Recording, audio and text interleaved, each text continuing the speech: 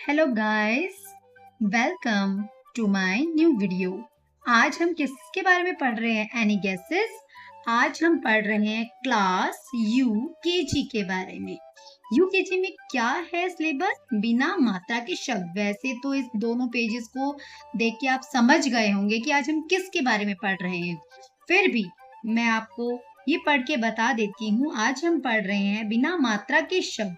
बिना मात्रा के शब्द से आप इजीली ये समझ जाइए वो वर्ण जिनमें हम कुछ भी यूज नहीं कर रहे हैं मात्रा का, जिसके आगे पीछे कोई मात्रा शब्द न लगा हो, उसको हम कहते हैं बिना मात्रा के शब्द। लेकिन ये एक बात जरूरी है आपके लिए कि हर वर्ण में, चाहे वो बिना मात्रा के हो, जैसे न है, न में किसकी आवाज आ रही है? अ की।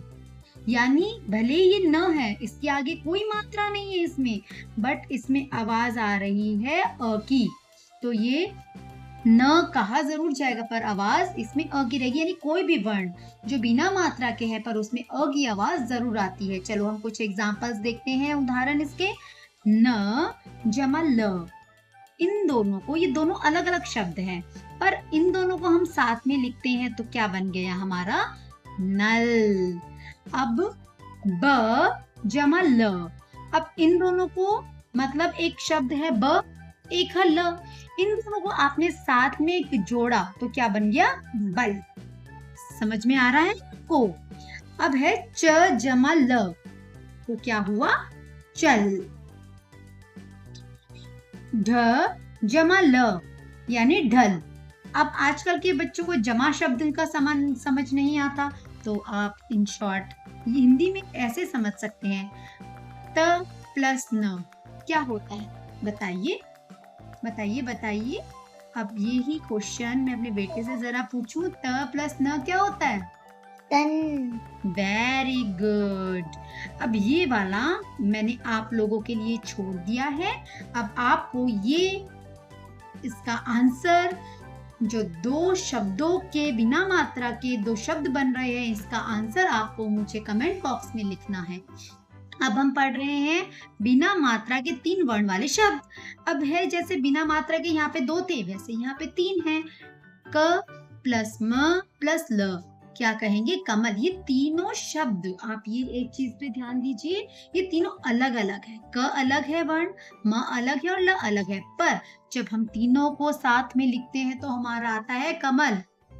ये म प्लस ट प्लस र, ये भी तीनों अलग है, ये हो गया मटर। अब ये म प्लस ग प्लस र। अब जयेश तुम बताओ इसका आंसर क्या होगा? मगर। Very good. आई होप आप लोगों को जो मैं पढ़ा रही हूँ समझ में आ रहा होगा।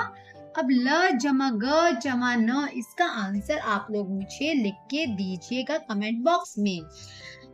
ये सब एक चीज इस चैप्टर में या फिर जो भी मैं पढ़ा रही हूँ इसमें याद रखिए, ये जो हम पढ़ रहे हैं ये बिना मात्रा के शब्द हैं, पर इसके साथ अ का आवाज अवश्य आएगा। कोई भी वर्ण हो उसमें अ हमेशा लगता है। जैसे हम इसे पढ़िए, जरा इसको पढ़िए। मैंने आपकी आसान करने के लिए इसको किया है।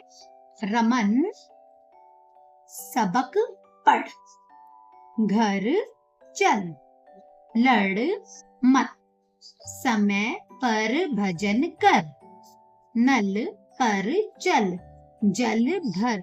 इसी तरह से आप अपने बच्चों को ये समझाइए कि सिर्फ बुक से पढ़ने से कुछ नहीं होता। अपने आसपास की चीजों को, उसका माइंड डेवलप करने के लिए आप उसको कहो कि आप है ना बिना मात्रा के अपने आसपास के शब्द बना के दो मुझे। अगर आप ये बोलोगे तो बच्चों के माइंड में रहेगा कि हाँ मैं घर में कौन सी चीज है उसको देखूं और वो शब्द बनाने की कोशिश करेगा, उससे वो कंसेप्ट उसके लिए क्लियर होगा। अगर हम सिर्फ बुक का नॉलेज देंगे तो बच्चों को वो कंसेप्ट क्लियर नहीं होते। इसलिए आसपास की चीजें उसके माइंड में डालो ताकि उनको कहो कि अब बुक का छोड़ो, आप है ना हमें उदाहरण दो अपने आसपास की, इससे उनकी क्रिएटिविटी और माइंड डेवलप होगा। चलो अब नेक्स्ट पे हम आते हैं। ये है बिना मात्रा के 4 वर्ण वाले शब्द, जैसे बचपन। तो क्या होता है बचपन? क्या होता है? इन सबको हम जोड़ के लिखेंगे तो हो जाएगा बचपन। आई होप आप सबको समझ में आ रहा है। वैसे ये लग भग, लग भग, ये 2 मैं आप लोगों के लिए छोड़ रही हूँ। प्लीज इसका आंसर अगर आपको समझ में आया तो कमेंट सेक्शन में जरूर देखिए।